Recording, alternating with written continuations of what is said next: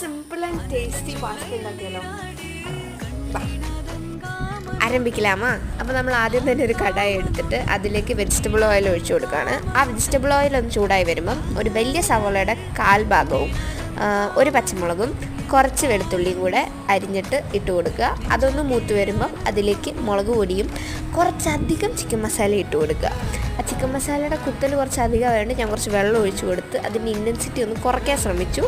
അത് സക്സസ്ഫുള്ളി നടന്നു. പിന്നെ ഒരു മുട്ട എടുക്കുക, അതൊന്ന് ബീറ്റ് ചെയ്യുക, എന്നിട്ട് അത് ഈ മസാലയുടെ കൂടി ഇട്ടു. അങ്ങനെ ചിക്കി ഫോണും വീഴുമെന്നായിരുന്നു ഞാൻ പ്രതീക്ഷിച്ചത്, പക്ഷെ അങ്ങനെയില്ല.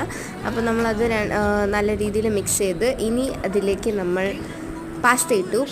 2 സാഷേ ടൊമാറ്റോ സോസും കൂടി ഇട്ട്, പിന്നെ എൻ്റെ ഫേവറേറ്റ് ഇൻഗ്രീഡിയൻറ്റ് മല്ലിയിലയും കൂടി ഇട്ടു. പിന്നെ ഇത് എൻ്റെ ഒരു വിശ്വാസമാണ്, ഞാൻ എന്തുണ്ടാക്കി കഴിഞ്ഞാലും അത് 2 മിനിറ്റ് അടച്ചു വയ്ക്കും. അത് കഴിഞ്ഞിട്ട് നമ്മൾ ഈ പാസ്ത സെർവ് ചെയ്തു. എനിക്ക് ഭയങ്കര ഇഷ്ടമായി ഗൈസ്.